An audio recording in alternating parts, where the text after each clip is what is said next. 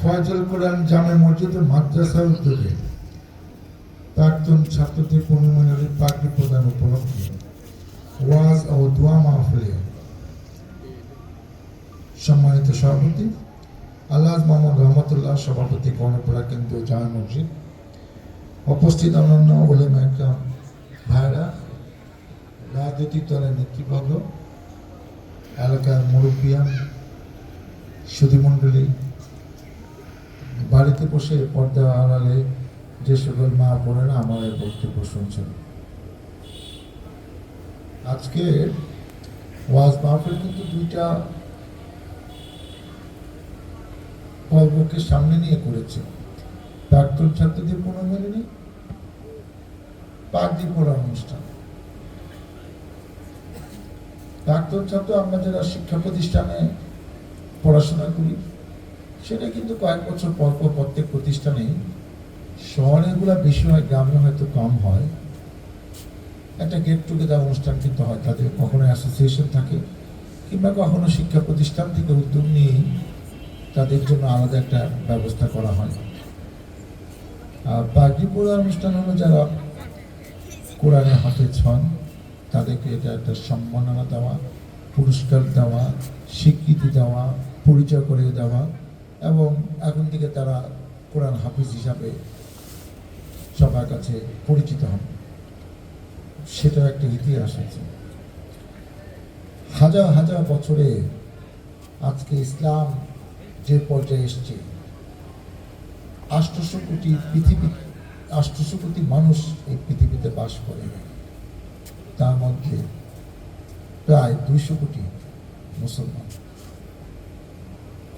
অনেক মুসলিম দেশ আছে আপনারা জানেন, কিন্তু এইভাবে একসময় স্পেনে মুসলমানদের রাজত্ব ছিল অনেক বছর। সেটা কিন্তু খ্রিস্টানদের চক্রান্তের কারণে মুসলমান টিকে আছে ওখানে, কিন্তু ওখানে কিন্তু আর খ্রিস্টানরাই নেতৃত্ব দিচ্ছে।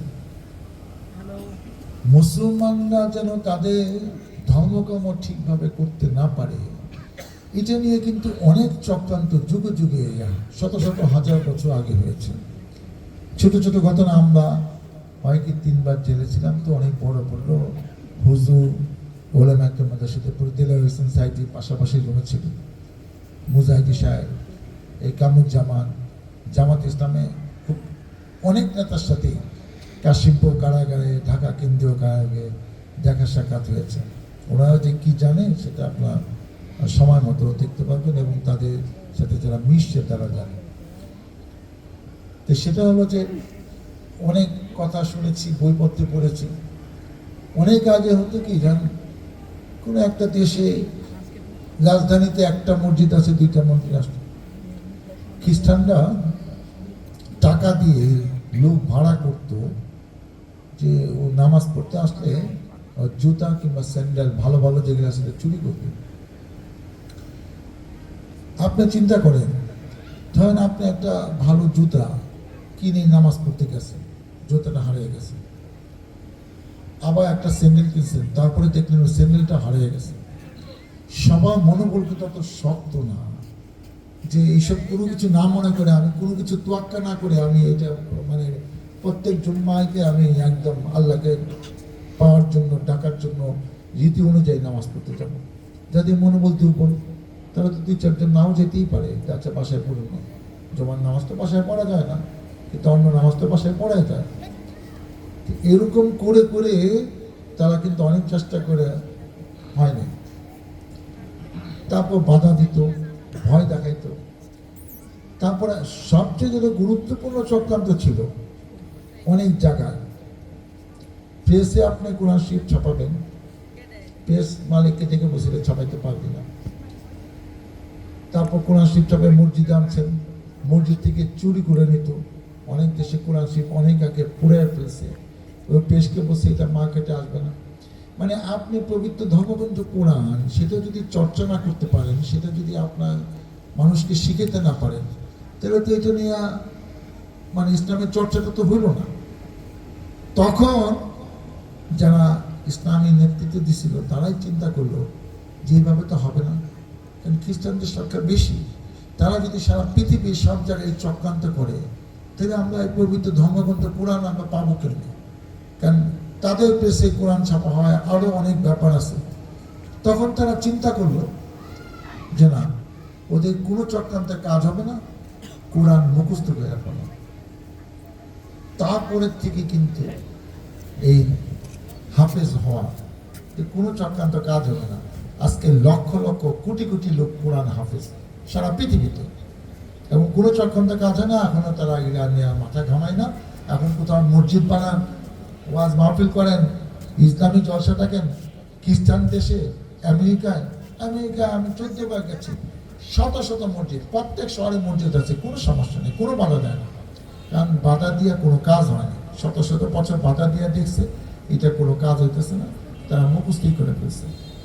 আজকে সেই কিন্তু পাগড়ি পড়া অনুষ্ঠান। এবং দেখেন বিগত 15, 16, 17 বছরে 90% মুসলমান সেই দেশে ওয়াজ মাহফিল খুব একটা হইতে দেওয়া হয় নাই। কেন রে বাবা?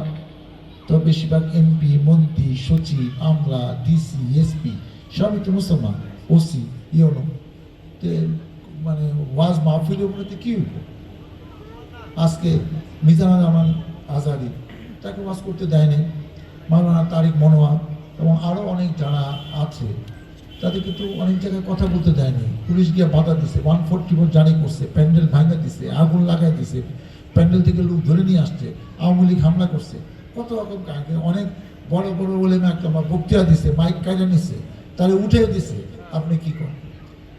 তা আমি একজন পরিচিত, আমাদের প্রত্যেক আত্মীয় স্বজন তো 2-4 জন থাকে ঢাকা। এক আমার শ্বশুর ভাইয়ের লোককে জিজ্ঞেস করলাম যে ভাই ওয়াজ মাহফিলের আপনি খেপছেন কেন?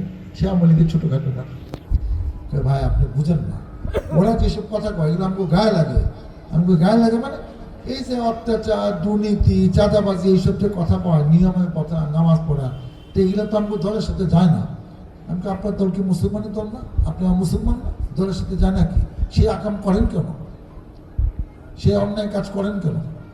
সত্যি কথা, ন্যায় কথা, স্পষ্ট কথা বলতে পারবেন না? আপনি মারা যাওয়ার পরে আপনি কই যাবেন সেটা আপনাকে একবার মাথায় হয় না? এই দিন না তো।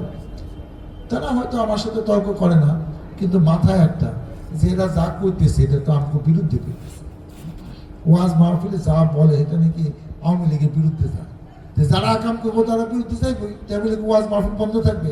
বন্ধ তো কমাই রাখছিলেন 15 বছর, 16 বছর, 17 বছর। তারপর কি হইলো?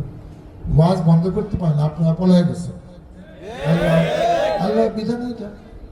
এবং ওয়াজ মাহফিলগুলো এই কারণে করা দেখা যায়, প্রত্যেকটা ওয়াজ মাহফিলে 2টা জিনিস হয়। একটা কি হয় যে যারা আসে তারা তো অনেক দানশীল ব্যক্তি, এই উসিলায় কিছু দান টানও করে, একটা টাকা কালেকশন হয়। আর সেকেন্ড হয় এখানে যারা ওয়াজ করে তারা দীর্ঘদিন অনেক অভিজ্ঞতা, এবং তাদেরও তো মানে যার কাছ থেকে শিখছে এরকম লোকও তাদের আশেপাশে আছে, তাদের কাছ থেকে শিখে অনেক দেশ ঘুরে বইপত্র পড়ে তারা ইসলামের ইতিহাস, মুসলমানের ইতিহাস, আমাদের প্রিয় নবী রাসূলদের জীবন আলক্ষ্য, তারপর আমাদের পিতামাতার প্রতি আমাদের দায়িত্ব কী, প্রতিবেশীর প্রতি আমাদের কর্তব্য কী, একজন অসুস্থ মানুষের পাশে কীভাবে দাঁড়াতে হবে, কবরে গিয়ে কবর সামনে পড়লে কীভাবে তাকে সালাম দিতে হয়, জানাজা কেন শরীক হতে হবে, তারপর আমাদের মূল 5টি স্তম্ভ কালেমা, নামাজ, রোজা, হজ, যাকাত, এইসব সম্বন্ধে আপনি নামাজগুলো আপনি শুদ্ধিভাবে পড়ছেন কিনা, কি করলে আপনার আমল বেশি হবে, কি করলে আপনি ব্যস্ত যাওয়ার সম্ভাবনা অনেক বেশি হবে, আল্লাহকে কিভাবে কাছে পাওয়া যাবে, অন্যায় থেকে দূরে থাকবে। এই কথাগুলো আমাদের মুখ থেকে শুনলে আপনারা পাত্তা দেবেন না, গুরুত্ব দিবেন না, এরা আপনাদের মনে, হৃদয়ে কোনো স্পর্শ করবে না। ওনাদের মতো লোকেরা যখন বলবে তখন আপনাদের মনে হয় যে না, এটা তো ঠিক বলছে, এটা শুনতে হবে। এবং মাহফিলের শেষে একটা দোয়া হয়। দোয়াটা এই কারণে করা হয় যে আমরা তো আমাদের মাপটা কিন্তু আল্লাহর কাছে চাই, কেন উনি তো মাফ করবে আমাদের ভুলভ্রান্তির জন্য। অনেকে আমি কান্নাকাটিও করতে দেখছি সেই দোয়ার সময়। এবং আমরা স্বীকার করি না করি, সব মানুষই তো ভুলভ্রান্তি আছে। আমরা কিন্তু উপলব্ধি করি যে আমার কিছু ভুল হচ্ছে, কালকের থেকে ভুল হবে না। আমি কিন্তু নিয়ত করে ওয়াজ মাহফিলের শেষে, সবাই না হোক, কিছু কিছু মানুষ কিন্তু নিয়ত করে বাড়ি যায় যে কালকের থেকে ওয়াক্তে নামাজ ওয়াক্তে পড়বো, জামাতে পড়বো। এটা আমাদের দায়িত্ব। আমরা কিন্তু অনেক দায়িত্ব হেলাফালা করি, যে নামাজটা হয়তো পড়ি কিন্তু ওয়াক্তে পড়লাম না, 2 রাকাত কাজা হয়ে গেল। আর কাজা নামাজ আপনি এমনি এমনি গাফিলি থেকে কাজা পড়লেন, আর আপনি বাসায় গিয়ে কাজা পড়ে ফেললেন, আপনি ভাববেন না যে এই কাজা আল্লাহ কবুল করছেন, এটা ভাবার কোনো কারণ নেই। এবং ওয়াক্তের নামাজ ওয়াক্তে পড়তে হবে এবং জামাতের সাথে পড়তে হবে, এবং সেটার জন্য নিয়ম আছে যে 25 গুণ 27 গুণ সওয়াব হবে। জামাত ইসলামী নেতৃবৃন্দরা কোনো মিটিং করে দেবেন, আজান দেওয়ার সাথে সাথে মিটিং বন্ধ, মসজিদ দূরে থাকলে কাছাকাছি ওইখানেই কিন্তু তারা জামাতের নামাজটা পড়ে ফেলে। আমরা অনেকে কিন্তু জামাতে পড়ি না। এইসব কথা শুনলে আমাদেরও তো কিছু লাভ হয়, সবারই লাভ হয়, এবং সেই জন্য ওয়াজ মাহফিলগুলো আরও বেশি বেশি হওয়া দরকার। তো যাই হোক, দেশ 5ই আগস্টের পরে নতুন করে স্বাধীন হয়েছে, নতুন করে গণতন্ত্রকে ফিরে পাচ্ছি। আজকে সেই ছাত্রদেরকে আমি সেলুট জানাই, ধন্যবাদ জানাই, তাদের পরিবারের প্রতি আমার কৃতজ্ঞতা, সীমাহীন কৃতজ্ঞতা। আজকে দেখেন 1500 ছাত্র শ্রমিক জনতা জীবন দিল, শহীদ হলেন এই একটা জালিম সরকারকে বিদায় করার জন্য।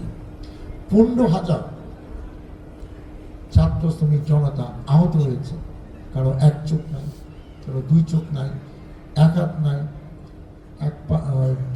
2 হাত নাই, 1 পা নাই, 2 পা নাই, আরো অনেক কঠিন অসুখ। এখনো অনেক হাসপাতালে অল্প কিছু লোক চিকিৎসা আছেন, অনেকে বাড়িতে চলে গেছেন কিন্তু সুস্থ হয়ে তারা কাজে যেতে পারছেন না, অনেকে পঙ্গু হয়ে গেছে সারা জীবনের জন্য।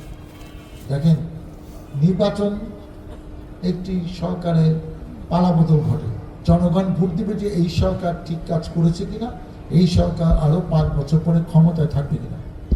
কিন্তু সেটাতে কোনো পরিবর্তন হয় নাই, কারণ জনগণ ভোটই দিতে পারে নাই। 5% 7% লোক ভোট দিছে, এবং তাও ঠিক হবে কিনা সেই ভয়ে দিনের ভোট রাতে হয়েছে 18 সালে, আমরা সেটা দেখছি। এবং আন্দোলনটা যেভাবে মোকাবেলা করা হলো, গুলি করে শেষ পর্যন্ত চেষ্টা করছে, গুলি করে হাজার হাজার লোক মিলে ক্ষমতায় থাকতে হবে, সেনাবাহিনী কিন্তু সেটা রাজি হয়নি, সেই জন্য তারা পালায় গেছে। আমরা টিভি পর্দায় দেখছি, বারান্দায় মা বাচ্চাকে কুলে নিয়ে আসছে যে নিচে কিসে হইচই হচ্ছে কিংবা মিসিং হচ্ছে। হেলিকপ্টার থেকে গুলি করা হয়েছে, 2 বছরের বাচ্চা, 3 বছরের বাচ্চা মারা গেছে। আজকে এই ছাত্ররা যদি মারা না যেত, এরা কেউ ডাক্তার হতো, ইঞ্জিনিয়ার হতো, সচিব হতো, আমাদের মতো রাজনীতিবিদ হতো, শিক্ষক হতো, ভালো ব্যবসায়ী হতো, তাদেরকে আপনি বাঁচতে দিলেন না, আপনিও কিন্তু থাকতে পারলেন না। প্রচলিত নেতাদের বিচার হবে। আমরাও চাই এই দেশ আমাদের, এই দেশ সবাই মিলে দেশটাকে আমরা করতে চাই। 71 সালে স্বাধীন হয়েছিল, 30 লক্ষ শহীদ হয়েছে, 2 লক্ষ মা বোনের ইজ্জত গেল যে গণতন্ত্রের জন্য। আবার 2024 আবার নতুন গণতন্ত্র, নতুনভাবে দেশটাকে পেলাম। এই কিছুদিন পর কি এই নতুনভাবে দেশ গড়তে হবে? তাহলে এই লোকগুলা মারা যাচ্ছে কেন? এদের বিনিময়ে কি হলো? কিছুদিন ভালো থাকার জন্য এই লোকগুলো মারা গেছে। একটা মানুষের জীবনের মূল্য কি এত সস্তা? এখন আমাদের ভাবার সময় হয়েছে যে আমরা সবাই জন্য এটা উপলব্ধি করি, যে জোর করে বেশি দিন ক্ষমতায় থাকা যায় না। আমরা এতদিন মনে করতাম যে অনেকে বিচার টিচার হয়তো পরে কালে হয়, সে বেচতে যাবে না, দুজুকু যাবে, সেটা তার হিসাব অনুযায়ী তাকে সেইখানে রাখা হবে। কিন্তু কিছু কিছু দৃষ্টান্ত আমরা পেলাম। দেখেন, কয়েকদিনের ক্ষমতার জন্য আমরা নিজেদের কি মনে করি, আসলে তো ক্ষমতা আমার আপনার কারো কাছে না, ক্ষমতা তো আল্লাহর কাছে, যেটা 5ই আগস্ট আমরা দেখলাম। আসুন আমরা যার যা অবস্থান অনুযায়ী ভালোভাবে আল্লাহকে ভয় পাই, কারণ আল্লাহ কি পারে আমরা কিন্তু 5ই আগস্ট দেখছি। এরপরও যদি দেশ ঠিক না হয়, এরপরে যদি রাজনীতিবিদ্যাগুলা ভুলে যায়, যে তাড়াতাড়ি ভুলে যাবে, যে অন্যায় থেকে দূরে না থাকবে, তার বিধান শাস্তি এরকম না হলে এরকমের কাছাকাছি হবে। এটা আমরা সবাই, আমি সহ সবাই জন্য মনে রাখি। পরিশেষে আমি আপনাদের কাছে দোয়া চাই। মাত্র 3 বার জেল খেটেছি, এখনো আমার নামে 53টি মামলা আছে। 96 সালে আপনাদের ভোটে এই এলাকার সংসদ সদস্য হয়েছিলাম, আবার 2001-এ আপনাদের ভোটে সংসদ সদস্য হয়েছিলাম। তারপরে 2001-11-এর পরের থেকে একটা এলাকায় আসি না। তারপরে যে এখন মানুষ মনে রাখছে, এখনো মানুষ আমাদেরকে ভালোবাসে। যদি অন্য কোনো ইচ্ছা থাকতো? 15 বছর আমাদের উপর যে স্টিম রুলার চালাইছে, মন টন খারাপ করে সব কিছু বাদ দেয়, অন্য কোনো দেশে গিয়া ওখানে কিছু একটা করে খেতাম। সেটা যেহেতু করি নাই, রাজনীতি করে ইচ্ছা আছে দেখে পলে আসলাম, দেশ থেকে কোথাও যায়নি।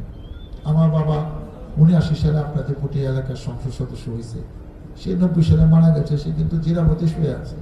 আমাদের কিছু জমি জমা যা আছে ওই গ্রামেই আছে। আমারও ইচ্ছা আছে, ভাগ্যে আছে কি জানি না, যতদিন জীবিত থাকবো জনগণের পাশে থাকবো, জনগণের সাথে থাকবো, জনগণের সেবা করার চেষ্টা করবো। সেটা যেন করতে পারি, মহান আল্লাহ তাআলা আমাকে যেন সেই তৌফিক দেয়। আমি ব্যক্তিগতভাবে 25,000 টাকা নগদ অনুদান এই মাদ্রাসার জন্য আজকে দিয়ে যাচ্ছি। আপনারা আমার জন্য দোয়া করেন। আল্লাহ হাফেজ। আলহামদুলিল্লাহ।